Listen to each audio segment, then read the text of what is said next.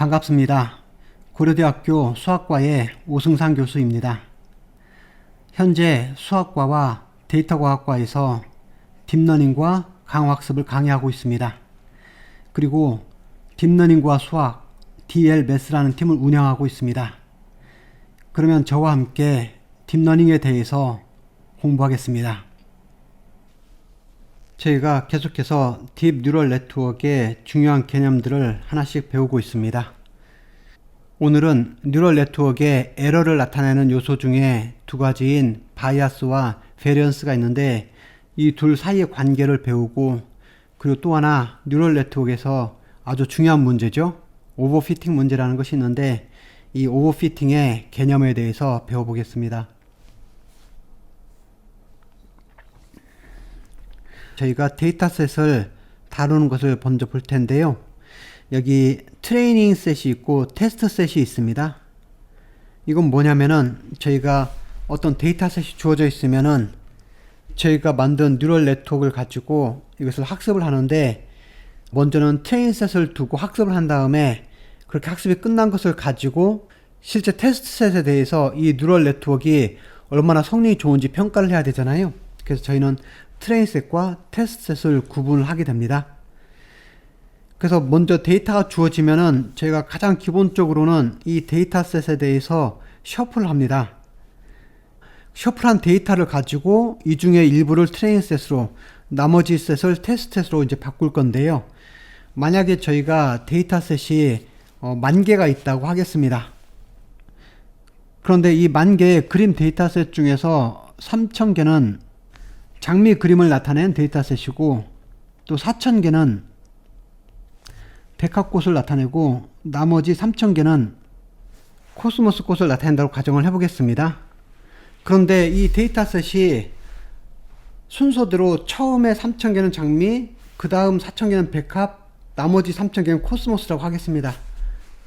그럴 때 저희가 트레이닝 셋으로 7,000개를 고르고 테스트 셋으로 3,000개를 고른다고 할 때, 만약에 저희가 셔플 하지 않으면은 어떻게 될까요? 처음에 7,000개는 장미하고 백합만 있고 나머지 테스트용으로 쓰는 3,000개는 코스모스만 나오겠죠? 그러면 이것은 실제로는 트레이닝이 잘 될 수가 없는 거죠. 또 하나는 저희가 7,000개의 데이터로 트레이닝을 할 때 매 이터레이션마다 7,000개 데이터를 쓰는 건 아니죠. 제가 미니 배치로 예를 100개씩 고른다고 할 때 그 100개의 데이터마다 저희가 웨이트를 업데이트를 할 텐데, 만약 이 데이터가 순서대로 장미가 3,000개, 백합이 4,000개가 있다고 합시다. 그러면은 처음에 3,000개는 계속 100개씩 장미만 나오기 때문에 장미에 대해서만 학습을 하고 그거에 의해서 웨이트가 업데이트가 되는 거잖아요. 그러면 이건 트레이닝이 잘 되지 않을 거예요. 그러니까 항상 시작은 저희가 이 데이터에 대해서 랜덤하게 셔플을 먼저 합니다. 그래서 트레이닝 데이터에도 테스트 데이터에도 각각 이 꽃들이 골고루 섞여야 되고, 또 하나는 저희가 미니 배치를 고를 때에도 그 미니 배치 안에서도 데이터들이 골고루 섞여 있어야만이 학습이 제대로 되겠죠. 그래서 데이터가 있으면은 항상 저희가 시작할 때 셔플을 하는 것은 아주 중요합니다. RNN을 할 때 특별한 경우에 대해서는 셔플을 하지 않는 경우가 가끔 있습니다. 그것은 가끔 있는 거고, 대부분의 경우는 저희가 셔플을 항상 해서 그 데이터들이 어떤 것이 나올지가 랜덤하게 나오는 것을 보장을 해줘야 됩니다. 그런 다음에 제가 데이터를 셔플하고 나면은 이제 트레이닝 데이터와 테스트 셋을 구분해야 되잖아요. 이걸 구분하는 방법이 보편적으로 세 가지가 있습니다. 여기 첫 번째 방법은 저희가 이 트레이닝 셋과 테스트 셋, 이걸 두 개를 나누는 건데, 일반적으로 트레이닝 셋을 70%, 테스트 셋을 30% 정도로 합니다.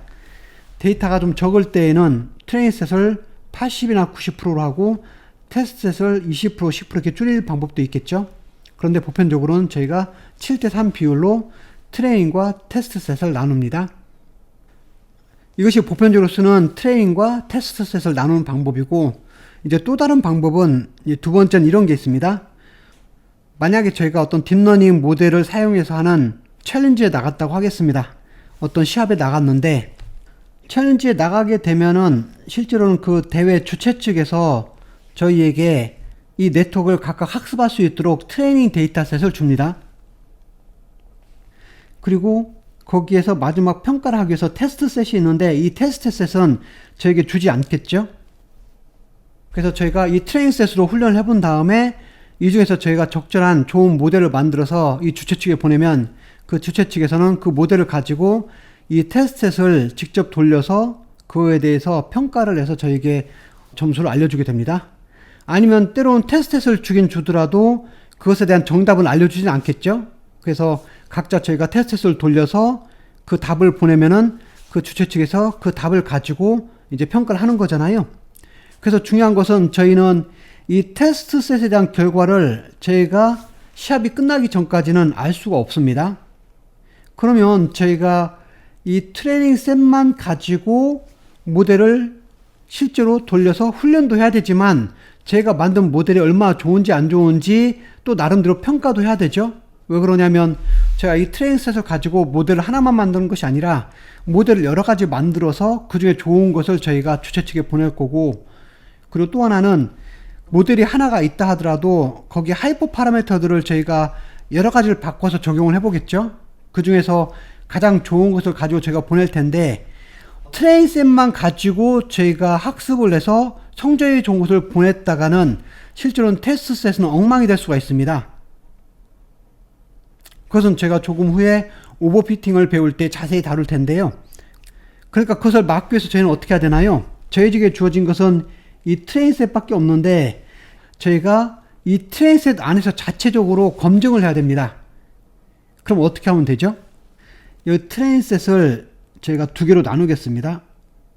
그래서 하나는 진짜 제가 트레이닝용으로 쓰는 트레인 셋이 되겠죠. 그런데 또 다른 하나는 뭐죠? 제가 자체적으로 테스트를 해보는 셋도 있어야 되겠죠. 실제 테스트 셋은 여기 있지만 이것은 제가 자체적으로 테스트한 셋이잖아요. 이 셋을 저희가 밸리데이션 셋이라고 합니다. 그래서 이 밸리데이션 셋을 써서 제가 자체적으로 구현한 이 모델에 대한 성능을 테스트를 해봐야 되겠죠. 그래서 이런 경우에는 셔플드 된 데이터셋을 3개로 나누는데 트레인 셋을 예를 들면 제가 60%, 여기 밸리데이션 셋을 20%, 그리고 테스트 셋을 나머지 20%로 이렇게 정할 수가 있습니다. 그래서 이런 경우는 제가 이 트레인 셋을 가지고 훈련을 합니다. 이때는 이 밸리데이션 셋과 테스트 셋은 제가 전혀 사용하지 않는 거죠. 그리고 이 트레인 셋으로 제가 훈련을 여러 가지 모델들로 한 다음에 각각 모델들에 대해서 성능이 얼마나 좋은지 안 좋은지를 평가할 때 비로소 이 밸리데이션 셋을 가지고 합니다. 이 밸리데이션 셋은 제가 정답을 알고 있는 거잖아요. 그러니까 제가 트레이닝한 이 모델들이 얼마나 성능이 좋은지 안 좋은지를 제가 자체적으로 알 수가 있게 되겠죠. 그렇게 한 다음에 이 중에 성능이 좋은 것들을 저희가 주최 측에 이 챌린지를 하는 주최 측에 보내면은 그 주최 측에서는 그들이 가지고 있는 이 테스트 셋으로 평가를 해서 순위를 매기게 되겠죠. 이럴 때는 저희가 이렇게 세 가지로 나눠서 하게 됩니다. 마지막으로 또 하나 쓰는 방법이 여기 K-fold cross validation set이라는 겁니다. 이것은 뭐냐면은 지금 10,000개의 데이터가 이렇게 있다고 했잖아요. 그러면 예를 들면 저희가 이걸 10fold로 하겠습니다. 그러면 이 10,000개의 데이터를 10개의 데이터셋으로 각각 1,000개씩 있겠죠? 이렇게 나눕니다. 그래서 이렇게 10개 셋으로 나누겠죠. 그런 다음에 이번에는 어떤 식으로 할 거냐면 저희가 여러 가지 모델들에 대해서 이걸 적용을 하고 싶은 거예요. 예를 들면 첫 번째 모델에 대해서는 이것을 제가 테스트 셋으로 사용하고 나머지 9개는 저희가 트레인 셋으로 사용할 수 있겠죠. 이번에 또 다른 모델, 두 번째 모델에서는 다른 것을 테스트 셋으로 사용하고 이 나머지를 제가 트레이닝으로 사용할 수도 있겠죠. 이런 식으로 모델마다 테스트 셋들을 각각 따로 고릅니다. 그렇게 되면 실제로 제가 트레이닝을 할 때는 여기는 데이터들을 다 사용하는 게 되는 거죠. 그런데 각 모델에 대해서만큼은 정확히 트레이닝과 테스트 셋을 구분을 했잖아요. 그래서 각 모델이 학습하는 데는 별 지장이 없습니다. 그렇게 해서 저희가 그 모델별로 성능을 검사한 다음에 이 중에 좋은 모델을 제가 선택할 수가 있는 거잖아요. 이럴 때 저희가 이 K-fold 크로스 밸리데이션을 사용합니다. 그래서 저희가 데이터셋이 주어졌을 때 이게 트레이닝용과 테스트용으로 셋을 구분하는 방법을 제가 배웠습니다. 그런데 저희가 여기 트레이닝과 테스트 셋을 나눌 때 한 가지 조심해야 될 부분이 있습니다. 이제 이런 경우인데요. 저희가 데이터셋이 만약에 숫자가 적다고 하겠습니다. 예를 들면은 1000개 정도의 데이터셋밖에 없다고 하겠습니다. 그래서 여기 있는 것처럼 1000개의 그림을 가지고 저희가 이것을 학습을 하려고 하는데, 문제는 데이터셋이 너무 적으면은 학습하기가 어렵잖아요. 그럴 때 사용하는 방법 중에 데이터 어그멘테이션이라는 것이 있습니다. 이 어그멘테이션한 방법은 기존에 있는 데이터를 약간 변형을 해서 새로운 데이터들을 만들어내는 건데요. 이렇게 그림이 하나가 있다고 하면은 저희가 이 한 그림에 대해서 약간씩 변형을 시킬 건데요. 첫 번째는 이 그림을 약간 이동을 시킬 거예요. 이런 식으로 약간 오른쪽 움직이게 되면은 실제로 같은 그림이긴 하지만 데이터셋으로는 다른 데이터가 되는 거죠. 그러니까 이런 식으로 내가 그림을 계속 옆으로 시프트를 시켜서 만약에 10단계 정도 이용을 하게 되면은 그림의 개수가 10배로 늘어나는 거죠. 그리고 이번에는 이것을 또 회전을 시켜 보겠습니다. 이렇게 회전을 시키면은 이것도 실제로는 거의 같은 그림인데 데이터 자체로서는 다른 데이터가 되는 거죠. 그리고 또 하나 방법에 이것을 그림을 내가 조금 확대를 시킬 수도 있는 거죠. 이런 식으로 확대를 시켜도 다른 데이터가 얻어지는 거잖아요. 이런 식으로 저희가 여러 가지 방법을 통해서 새로운 데이터들을 많이 만들어낼 수가 있습니다. 그래서 각 그림마다 제가 이런 오그멘테이션을 통해서 데이터를 100개를 만들어냈다고 하겠습니다. 그럼 저희는 이제 전체 데이터가 몇 개가 되는 거죠? 전체 데이터가 이제는 10만 개가 되는 거죠. 그럼 데이터셋이 충분히 많아졌잖아요. 그러면 이제 장미, 백합, 코스모스가 각각 3만 개, 4만 개, 3만 개 이렇게 되는 겁니다. 그래서 이제 데이터셋은 충분히 많아졌습니다. 그런 다음에 이제 이 10만 개 데이터셋에 대해서 트레이닝 셋하고 테스트 셋으로 나누려고 하는데, 여기 있는 것처럼 이제 이것을 셔플을 하겠습니다.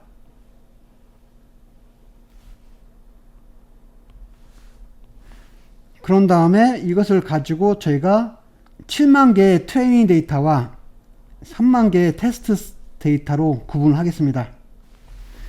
그러면 이렇게 해서 학습을 하게 되면은 어떤 일이 벌어질까요? 전체 데이터셋에 대해서 셔플을 했고, 그리고 여기 첫 번째 방법을 사용해서 트레이닝과 테스트용으로 7대3으로 분리해서 사용했잖아요. 그래서 이 트레이닝 셋으로 제가 학습을 한 다음에 그 뉴럴 네트워크에 대해서 제가 테스트를 하면은 어떤 일이 벌어질까요? 이러면 대부분 성능이 생각보다 훨씬 더 좋게 나올 거예요. 근데 여기는 지금 문제점이 있습니다. 어떤 것이 문제점이 될까요? 지금 뉴럴 네트워크에서 학습할 때는 트레인 셋으로만 학습했는데 테스트 셋에 대해서는 전혀 정보가 없어야 되죠. 만약에 트레이닝을 하는 과정에서 테스트 셋까지 같이 놓고 학습을 하게 되면은 그 경우는 미리 힌트를 알아버렸기 때문에 당연히 테스트 셋에서도 잘 나올 수밖에 없는 거잖아요. 그래서 제가 트레이닝할 때는 테스트 셋은 절대 트레이닝할 때 건드리면 안 되는 거잖아요. 그런데 보겠습니다. 여기 테스트할 때 그림 하나가 있는데 이 그림에 대해서는 어떤가요? 제가 데이터 오그멘테이션을 할 때 그림 하나에 대해서 이것을 100개를 만들었죠. 100개를 더 생성을 했습니다. 그리고 이 100개 중에서 대략 70개 정도는 이미 이 트레이닝 데이터에 들어가 있죠. 그 말은 뭔가요? 이것과 거의 유사한 그림을 이미 트레이닝 셋에 대해서 벌써 70번이나 가지고 사용해서 학습을 했습니다. 그러니까 당연히 이거에 대해서도 잘 예측할 수밖에 없잖아요. 그러니까 이것은 실제로 틀린 방법이 되는 거죠. 왜 그러냐면 테스트 셋은 이 트레인 하는 과정에서는 전혀 정보를 알 수 없었어야 되는데 여기 오그멘테이션 하면서 사용했던 이 데이터들을 미리 트레이닝할 때 사용을 해버렸잖아요. 그래서 이 방법은 맞지가 않습니다. 그래서 이 방법을 만약 사용하려면 이렇게 해야 됩니다. 여기 저희가 데이터 오그멘테이션을 하기 전에, 이것을 하기 전에 미리 이 1000개 데이터에서 저희가 테스트용을 미리 빼놔야 돼요. 그래서 여기에서 미리 이렇게 700개의 트레이닝 셋과 300개의 테스트 셋을 미리 구분해 놓습니다. 그런 다음에 이 700개의 트레이닝 셋에 대해서 저희가 데이터 오그멘테이션을 해서 그걸 가지고 숫자를 늘려서 학습을 해야 되는 거죠. 그런 다음에 최종적으로 나온 거에 대해서 이 300개로 테스트를 해봐야 되는 겁니다. 이것은 저희가 조심해야 되는 부분입니다. 데이터 오그멘테이션을 잘못 사용하게 되면 저희가 트레이닝을 잘못할 수가 있게 되는 거죠. 그래서 이것만 유의해 주시기 바랍니다.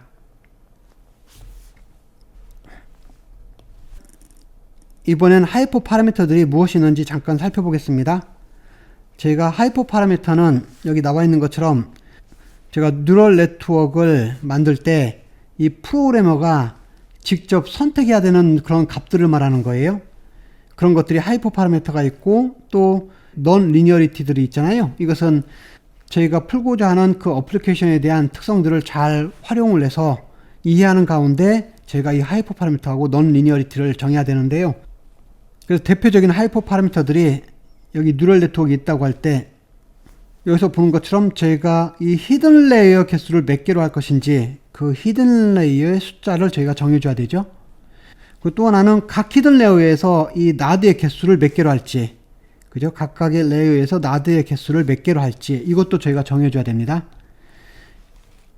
그리고 여기 아웃풋의 나드의 숫자를 몇 개로 할지, 아웃풋의 나드 숫자를 몇 개로 할지도 정해야 되고, 그리고 트레이닝을 할 때 제가 전체 데이터셋에 대해서 몇 번 반복적으로 학습을 할지 그 에폭 수도 정해줘야 되죠. 그리고 한 번 이터레이션을 취할 때, 즉 웨이트 업데이트를 한 번 할 때 사용되는 그 데이터의 개수인 배치 사이즈도 저희가 정해줘야 됩니다. 이 배치 사이즈도 정해줘야 되고, 또 하나는 여기 아웃풋 레이어에서 저희가 어떤 타입을 쓸지, 로지스틱을 쓸지, 소프트맥스를 쓸지 이런 것도 직접 정해줘야 되겠죠. 그리고 각각 여기 나드에서 저희가 넌 리니어리티를 무엇을 사용해야 될지, 렐루를 쓸지, 시그모이드를 쓸지, 또는 하이퍼볼릭 탄젠트를 쓸지 이것도 다 정해줘야 됩니다. 그 지난 시간에 배운 것처럼 러닝 레이트도 저희가 직접 정해줘야 되는 하이퍼 파라미터가 있죠. 그리고 아직 제가 배우지 않았지만 여기 레귤라이제이션이라는 것이 있습니다. 그때도 저희가 정해줘야 되는 하이퍼 파라미터 수치가 있습니다. 그래서 이런 식으로 여러 가지 하이퍼 파라미터와 런 리니어리티를 제가 직접 정해줘야 하는 것이 있습니다. 이것은 그 모델에 맞게 저희가 경험적으로 정해야 되는 거죠. 어떤 것이 가장 좋은 건지에 대한 정답을 뉴럴 네트워크가 학습하지는 않습니다. 그래서 이런 하이퍼 파라미터가 있다는 것을 염두에 두시기 바랍니다. 그러면 이제 바이어스와 베리언스에 대해서 배워보겠습니다. 이건 좀 통계적인 내용이라서 약간 어려울 수도 있는데 최대한 잘 이해해 보시기 바랍니다. 그래서 여기 있는 것처럼 어떤 뉴럴 네트워크 있으면 그것에 프레딕션 에러가 있는데 이 에러는 보통은 바이어스와 베리언스로 표현이 되기도 합니다.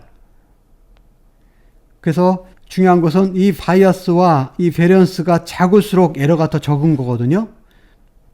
그래서 저희는 이 바이어스도 줄이고 베리언스도 줄이는 방향으로 이 네트워크를 학습하고 싶은데, 근데 문제는 이것을 동시에 줄이는 것이 서로 상충이 됩니다. 무슨 말이냐면 제가 바이어스를 줄이다 보면은 오히려 그것 때문에 베리언스가 커질 수가 있고, 반대로 베리언스를 너무 줄이다 보면은 이것을 줄이기 위해서 어쩔 수 없이 바이어스가 더 커질 수가 있습니다. 그러니까 실제로는 바이어스하고 베리언스를 동시에 줄일 때 적정선이라는 것이 있습니다. 두 개 다 동시에 많이 줄일 수가 없기 때문에, 그래서 이런 것을 제가 바이어스 베리언스 프로블럼이라고 하고, 제가 그 적정선을 찾는 것을 바이어스 베리언스 트레이드 오프라고 합니다. 그 둘 중에서 저희가 적정선에서 선택을 해야 되는 문제가 있는 거죠. 그런데 이 바이어스하고 베리언스는 어떻게 생기는 건지 먼저 그 정의부터 한번 살펴볼까요? 먼저 바이어스의 정의에 대해서부터 살펴보겠습니다.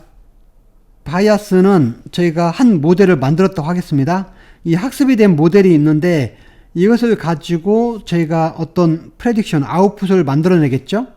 그럼 주어진 데이터에 대해서 아웃풋이 만들었으면 이 아웃풋의 평균값이 있습니다. 이 평균값하고 실제 정답과의 차이, 이것을 제가 바이어스라고 합니다. 그러니까 저희가 예측한 값들의 평균들이 실제 값하고 많이 떨어져 있으면은 그건 심각한 문제가 되는 거죠. 바이어스가 크면은 심각한 문제가 됩니다. 그 말은 이 모델 자체가 학습이 잘 되지 않았다라는 거가 됩니다. 그래서 이것이 학습이 잘 안 됐다는 말은 실제로 이 모델이 트레인 데이터에 대해서 집중해서 그것을 학습하지 못했다는 뜻이 됩니다.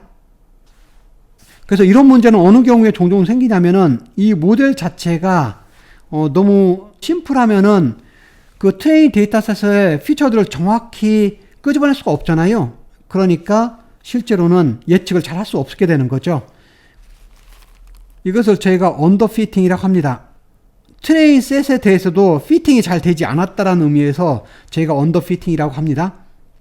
그래서 이 경우에는 지금 트레이닝 데이터에 대해서 에러가 크게 나오겠죠? 왜냐면 제가 예측한 평균값이 실제 타겟 그 값과 차이가 많이 나니까요. 그리고 트레이닝 데이터에 대해서도 에러가 크다란 말은 테스트 데이터에서는 당연히 에러가 더 크게 나오겠죠. 그러니까 이것은 트레이닝 데이터와 테스트 데이터 둘 다 에러가 크게 나옵니다. 그래서 여기 있는 것처럼 바이어스가 큰 경우, 그러니까 언더피팅인 경우는 여기 테스트 데이터와 트레이닝 데이터가 있는데 이 두 개에 대해서 이 에러가 크게 나오는 것을 이 표에서 알 수가 있죠.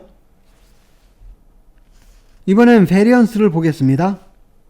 베리언스는 저희가 모델을 잘 학습을 해서 바이어스가 거의 없다라고 하겠습니다. 그러니까 저희가 예측한 그 아웃풋 값의 평균이 실제 정답과 아주 근사합니다. 그럼 나름 훈련이 잘 돼 있잖아요. 그런데 또 다른 문제가 하나 생겼습니다. 그것이 저희가 예측할 때마다 편차가 되게 심할 수가 있잖아요. 그죠? 그래서 각각 데이터 포인트에 대해서 저희가 예측한 이 프레딕션이 버라이어빌리티가 있다는 말이죠. 이 말은 변동성이 심하다라는 말이죠. 저희가 예측할 때마다 바이어스가 만약 적다면 평균값은 실제 타깃값과 거의 유사하지만 베리언스가 큰 경우에는 그 데이터 값이 매번 예측할 때마다 변동이 심하게 생기는 거예요. 그런 경우에도 실제로는 코스 값이 커지는 요소가 되는 거잖아요. 그래서 이런 것도 지금 심각한 문제가 됩니다. 그래서 봅시다. 저희가 학습을 충분히 해서 바이어스는 줄였는데 베리언스가 크다란 말은 주로 이런 문제에서 발생합니다. 지금 모델이 있는데 이 모델이 베리언스가 크다고 합시다. 그 말은 지금 트레이닝 데이터가 있는데 이 트레이닝 데이터는 어느 정도 노이즈를 가지고 있잖아요. 그 트레이닝 데이터에 너무 집중을 한 거예요. 그래서 이걸 가지고 저희가 일반적인 데이터로 제너럴라이즈 시키기는, 그래서 테스트 데이터에다가 이것을 집어넣기에는 이렇게 좋지 않은 성능이 나오는 겁니다. 이것을 저희가 오버피팅이라고 합니다. 이건 무슨 말이냐면은 트레이닝 데이터에 너무 집중을 한 거죠. 그래서 트레이닝 데이터에 집중했기 때문에 트레이닝 데이터에 대해서는 에러가 적게 나올 수 있겠죠. 그래서 트레이닝 데이터에 대해서는 성능이 좋을 수는 있습니다. 그런데 이것을 가지고 실제 아직 저희가 학습하지 않은 테스트 데이터에다 적용을 했더니 여전히 에러는 크게 나옵니다. 그래서 여기서 보면은 베리언스가 큰 경우는 오버피팅이라고 하는데, 이런 경우에는 트레이닝 데이터에 대해서는 에러가 적지만 테스트 데이터에서는 다시 에러가 커지잖아요.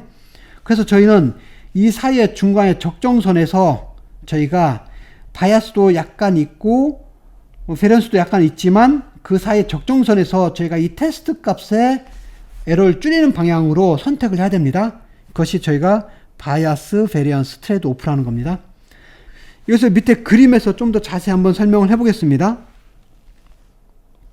여기 첫 번째 그림을 보겠습니다. 여기 보면은 지금 빨간색이 저희가 갖고 있는 함수라고 하겠습니다. 펑션이고 실제로는 저희 모델인데요. 이걸 가지고 저희가 이제 노이즈 데이터를 한번 생성을 해봤습니다. 그래서 이게 파란색 점들이 있는데 대략 50개의 점이 이렇게 있습니다. 50개의 트레이닝 데이터가 이렇게 있는 거죠. 그럼 이 50개의 점인데 이것을 가지고 저희가 지금 이 펑션을 예측하는 어프로시메이션 하는 함수를 찾으려고 하는데 어떤 방법을 할 거냐면 이 50개의 트레이닝 셋에 대해서 저희가 이것을 5개로 나눌 거예요. 그래서 10개씩 5개 셋을 나누잖아요. 그래서 각각의 셋에 대해서 저희가 그 10개의 노이즈 데이터를 잘 어프로시메이션 하는 그 함수들을 찾아서 총 5개 함수를 찾을 거예요. 그래서 여기 오른쪽에 보면은 여기 각각 이제 3가지 방법으로 이렇게 찾았는데 각각 방법마다 각각이 5개의 셋에 대한 파란색의 5개 함수가 이렇게 나와 있죠. 이것들이 10개의 노이즈 데이터를 가지고 저희가 어프로시메이션을 했던 함수들입니다. 그래서 총 5개 세트가 이렇게 있습니다. 그래서 여기 세 가지 방법의 차이가 있다면, 첫 번째 방법은 제가 이것을 어프로크시메이션 할 때 쓰는 이 다항식의 디그리가 작은 것을 사용하겠습니다. 디그리가 작다라는 말은 이 10개의 점을 어프로크시메이션 할 때 이것을 적당히 밖에 할 수 없다란 말이잖아요. 그러니까 각각 데이터셋에 대해서 이렇게 적당히 이렇게 어프로크시메이션을 했습니다. 그런데 저희가 가면 갈수록 적용하는 그 함수의 디그리가 만약 크다라고 하면은, 디그리가 크면 클수록 그 10개의 점에 대해서 훨씬 더 정교하게 학습을 할 수 있는 거잖아요. 그래서 여기 보면은 조금 더 정교하게 학습을 하는 모습이 나오죠. 그래서 여기 밑으로 내려간 부분에 대해서도 실제로 얘는 밑으로 내려간 부분을 거의 인식을 못하고 있잖아요. 근데 얘는 어느 정도 인식을 하고 있네요. 그런데 여기는 마지막은 저희가 훨씬 더 디그리가 높은 함수를 쓰게 되면은 그 10개의 데이터에 대해서 훨씬 더 정확하게 이것을 학습할 수 있는 능력이 생깁니다. 이렇게 지금 차이가 있습니다. 그럼 한번 좀 더 자세히 살펴보겠습니다. 이 첫 번째 경우를 이렇게 보겠습니다.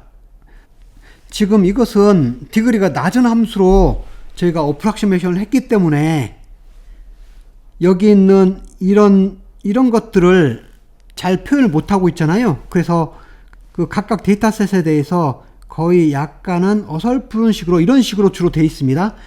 그러니까 5번의 학습이 대부분 다 비슷하게 이렇게 되어 있죠. 이렇게 비슷한 방법으로 되어 있습니다. 그러면은 이제 여기서 바이아스하고 베리언스를 한번 살펴볼까요? 제가 예를 들면 이 점에서 한번 보겠습니다. 이 점에서 보면은 저희가 학습한 데이터에 대해서 이 5개 예측값이 나오죠. 그럼 이 5개 예측한 값의 평균이 어떻게 되나요? 평균이 한 2쯤 되잖아요. 그런데 실제 모델의 값은 뭐죠? 이 값이죠. 차이가 많이 났습니다. 마찬가지로 지금 여기서도 보면은, 또 여기서도 보면은 실제 제가 예측한 5개 값의 평균하고 실제 빨간색이 나타나는 값하고는 차이가 많이 나죠. 그래서 이런 경우는 지금 하이 바이아스가 나왔죠. 그런데 여기 오른쪽에서 제가 디그리가 큰 그런 정교한 함수로 어프로크시메이션을 했다고 하겠습니다. 그럼 이 경우에 지금 어떻게 되죠? 이 경우에 예측한 값들을 잘 보면은 지금 이 값과 이 값과 이 값 이렇게 있잖아요. 그러니까 잘 보면 평균값이 거의 여기 실제 모델의 정확한 값 있죠? 이것과 거의 유사합니다. 여기서도 보면은 실제 파란색들의 평균이 실제 값과 많이 유사하죠? 왜 그러냐면 저희가 훨씬 더 정교한 함수로 어프로크시메이션을 했기 때문에 바이아스는 줄어들 수밖에 없죠. 그래서 이런 경우에는 바이아스가 줄어드는 것이 보편적입니다. 그런데 이제 베리언스를 한번 보겠습니다. 이 앞의 모델 같은 경우는 이 함수 자체가 성능이 그렇게 좋은 것이 아니기 때문에 거의 비슷한 형태로 대부분 뭉쳐 있죠. 그 말은 이 데이터셋들에 대해서는 편차가 별로 없다란 말이잖아요. 그러니까 오히려 베리언스는 줄어들었죠. 그런데 이 경우를 볼까요? 이 경우는 지금 데이터셋이 각각 10개씩 총 5개 세트가 있잖아요. 그럼 주어진 각각의 데이터셋에 대해서 그 데이터셋에 아주 정교하게 맞추려고 얘가 학습을 했기 때문에 데이터셋이 바뀔 때마다 이 함수가 급격하게 바뀔 수가 있습니다. 그래서 처음에 이 데이터셋이 주어져 있으면은 이 데이터셋에 맞춰서 이런 식으로 학습했다라고 하면은 이번엔 또 다른 데이터셋이 이렇게 주어지면은 그 데이터셋을 학습하기 위해서 전혀 다른 모양으로 이렇게 움직일 수가 있습니다. 그래서 이것은 데이터셋에 아주 디펜드해서 움직이잖아요. 그래서 이런 경우에는 오히려 여기 주어진 데이터셋에 대해서 베리언스가 훨씬 더 크게 나오죠.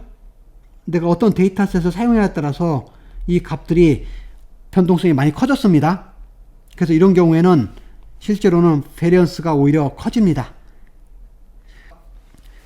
그래서 이것을 서로 보완하기 위해서 저희가 어프로크시메이션 하는 이 함수를 이것처럼 디그리가 너무 낮은 걸 사용하는 것도 맞지 않고 오히려 반대로 디그리가 너무 큰 것도 사용하지 말고 디그리가 적당한 함수를 가지고 어프로크시메이션을 하게 되면은 바이아스도 오히려 크지 않고 베리언스도 크지 않게 저희가 이 모델에 적합한 것을 찾을 수가 있습니다. 그래서 저희가 바이아스하고 베리언스에 대해서 그리고 오버피팅 문제에 대해서 살펴봤습니다. 그래서 오버피팅에서 좀 더 자세히 설명을 해보면은 이 오버피팅은 이제 이런 경우에 생깁니다. 제가 이 모델이 트레이닝 데이터에 대해서 너무 자세히 들여다보는 거죠. 그리고 또 이 트레이닝 데이터에 노이즈도 있을 텐데 이 노이즈까지 너무 고려를 해서 바라보기 때문에 트레이닝 데이터에 대해서는 너무 잘 맞지만 오히려 그것이 새로운 데이터에 대해서는 오히려 예측을 하는데 실패하는 경우를 말합니다. 그렇게 해서 결국은 이 모델의 퍼포먼스가 안 좋은 쪽으로 영향을 미치는 거잖아요. 이 오버피팅을 다른 관점으로 한번 살펴보겠습니다. 여기 대표적으로 오버피팅을 설명하는 그림이 이렇게 있는데요.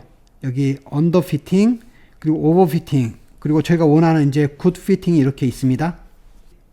그러면 지금 이 모델은 10개의 데이터 포인트들이 이렇게 주어져 있는데요.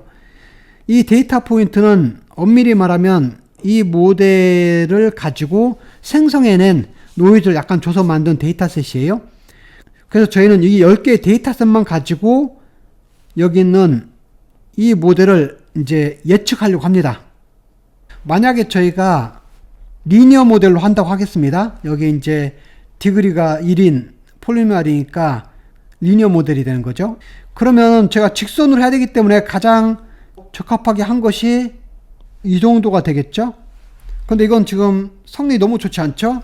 트레이닝 데이터에 대해서도 실제로는 에러가 크잖아요. 그러니까 당연히 제가 새로운 데이터를 이걸로 만들어낸다고 하면은 이 데이터에 대해서도 얘는 이 값에 대해서 이 값으로 예측을 하잖아요. 그죠? 그러니까 오차가 많이 생길 거예요. 제가 한번 이걸 생각해 보겠습니다. 지금 이 모델 안에 샘플이 2개가 이렇게 있다고 하겠습니다. 그러면은 이 2개를 지나가는 직선을 찾는 것은 정확히 저희가 찾을 수가 있습니다. 1차 다항식으로 이 직선을 정확히 찾을 수가 있죠. 그런데 만약에 샘플이 3개가 있다면 어떻게 되나요? 이 3개가 있다고 하면은 직선으로는 못하지만 2차 다항식으로 한다면은 이것을 정확히 나타내는 그런 2차 다항식을 저희가 하나를 찾을 수 있죠. 이런 식으로 이 3점을 정확히 지나가는 2차 다항식을 찾아서 오차가 전혀 없게 만들 수가 있잖아요. 그런 것처럼 이제 10개의 만약에 점이 있다면 이 10개의 점을 저희가 8차 다항식까지 하게 되면은 이 10개의 점을 다 정확히 지나가는 그 8차 다항식을 일반적으로 찾을 수 없지만 저희가 9차 다항식으로 한다면 어떻게 되는 거죠? 이 10개의 점을 정확히 지나가는 9차 다항식을 찾을 수가 있죠. 그래서 그 그림이 여기 지금 있죠. 10개의 점을 정확히 지나가는 9차 다항식을 저희가 실제 찾을 수가 있습니다. 그럼 이렇게 찾은 이 어프로크시메이션한 이 빨간색 9차 다항식은 어떻게 되나요? 여기 데이터셋에 대해서는 완벽하죠. 에러가 전혀 없잖아요. 그런데 실제 저희가 원하는 모델은 이거였잖아요. 이거에 비하면은 방금 찾은 이 모델은 실제로는 성능이 좋은 건 아닌 거예요. 왜 그러냐면은 만약 새로운 데이터가 들어왔다고 하겠습니다. 그 점을 저희가 이 점에 대한 데이터로 할게요. 그럼 이 점에서 실제 이 데이터 값은 이 값이 나와야 되는데 저희가 찾은 이 모델은 이 값을 예측하게 되는 거잖아요. 그러니까 오차가 상당히 심하게 되는 거죠. 그래서 좋지가 않습니다. 그런데 저희가 만약에 3차 다항식 정도로 하게 된다면은 아마 3차 다항식은 이 트레이닝 데이터에 대해서 완벽하게 그 모델링을 할 수는 없지만 3차 다항식 한계상 이 정도 선에서 저희가 어프락시메이션 할 텐데 실제 모델하고 많이 근사하잖아요. 그래서 여기 있는 것처럼 저희가 이 다항식의 디그리가 너무 낮아도 이런 언더피팅 문제가 생기고 너무 높아도 이 오버피팅 문제가 생깁니다. 그래서 적정선에서 찾는 것이 중요하잖아요. 표에서도 보면은 저희가 이 폴리노미알의 디그리를 점점 높이면은 이 트레이닝과 테스트 에러가 점점 줄어들지만 이게 갑자기 여기 9가 되는 순간 9차가 되는 순간 트레이닝 데이터에 대해서는 에러가 제로가 됐지만 오히려 테스트 데이터에 대해서는 오히려 훨씬 더 안 좋아지는 역효과가 났죠. 그래서 이런 것처럼 너무 트레이닝 데이터에 초점을 맞춰서 하는 경우에 생기는 문제를 저희가 오버피팅이라고 합니다. 밑에 그림에서 한번 더 보겠습니다. 제가 이렇게 녹색 데이터들이 있고 그리고 이렇게 파란색 데이터들이 이렇게 있잖아요. 이것을 구분할 수 있는 그런 모델을 지금 찾고 싶은데 만약에 저희가 라인으로 한다고 하겠습니다. 이런 경우에는 이 정도가 거의 최적이죠. 그런데 이렇게 했을 경우는 어떤가요? 지금 여기 샘플 데이터에 대해서도 에러가 꽤 생기죠. 그래서 이것은 지금 언더피팅의 대표적인 그런 예시가 됩니다. 그래서 성능이 그렇게 좋지가 않잖아요. 그런데 여기서 보겠습니다. 두 번째 모델은 조금 더 성능이 좋은 걸로 저희가 이것을 구분해 봤습니다. 그랬더니 이렇게 구분을 했네요. 비교적 잘 했습니다. 그런데 이런 경우에도 여기 이 정도의 에러는 생겼네요. 그죠? 그런데 제가 한번 고민을 해 보겠습니다. 제가 방금 찾은 이 두 개 에러에 대해서는 이거에 대해서는 지금 파란색 점이지만 저희가 예측한 이 모델로는 지금 녹색이라고 말을 해주는 거잖아요. 왜 그러냐면 이 선에 지금 이쪽에 있기 때문에 저희가 녹색이라고 판단하는 거잖아요. 그런데 이 점에 대해서는 실제로 저희가 파란색이라고 예측하는 게 좋을까요? 녹색이라고 예측하는 게 더 좋을까요? 이것은 녹색이라고 예측하는 게 더 맞을 거예요. 왜 그러냐면 이것은 이미 노이즈가 심해서 여기 생긴 거잖아요. 이것도 마찬가지일 거예요. 원래는 파란색이 맞는데 노이즈가 심해서 녹색이라고 나온 거기 때문에 오히려 이런 것은 저희가 파란색이라고 예측한 게 더 맞잖아요. 그러니까 이렇게 예측하는 것이 오히려 더 좋은 거일 겁니다. 그래야만이 새로운 뉴 데이터가 생긴다고 할게요. 여기 새로운 데이터가 여기 있다고 하겠습니다. 이 데이터에선 실제로는 파란색이라고 말한 것이 더 정답에 가까운 거잖아요. 그런데 제가 너무 정교하게 이 트레이닝 데이터에 대해서 너무 정교하게 저희가 학습을 하게 되면은 지금 이렇게 오버피팅이 생깁니다. 그래서 이런 경우에는 지금 이거하고 이것 때문에 이 노이즈가 심한 두 데이터 때문에 어쩔 수 없이 이것이 바로 이렇게 가지 못하고 여기를 이렇게 돌아서 가게 되는 것이 생겼잖아요. 그래서 이런 경우에면은 어떻게 되는 거죠? 지금 여기 있는 데이터에 대해서는 지금 이 경우에는 이 데이터에 대해서 파란색으로 예측했지만 이런 경우에는 이 데이터에 대해서는 녹색으로 예측을 할 거잖아요. 그런데 아마 이것은 파란색이 정답일 거예요. 그러니까 트레이닝 데이터에 대해서는 에러가 적지만 실제로 이런 테스트 데이터에 대해서는 더 에러가 크게 나올 수가 있습니다. 그래서 이런 식으로 너무 오버피팅이 되면은 테스트 데이터에 대해서는 오히려 더 에러가 크게 나올 수가 있죠. 그래서 좋지 않을 수가 있습니다. 그래서 이런 식으로 제가 오버피팅이 생길 수가 있는데 이것을 해결하는 것이 상당히 뉴럴 네트워크를 학습하는 데 중요한 문제인데 이거에 대해서는 차후에 계속 배우도록 하겠습니다. 오늘은 여기까지 하겠습니다. 수고하셨습니다.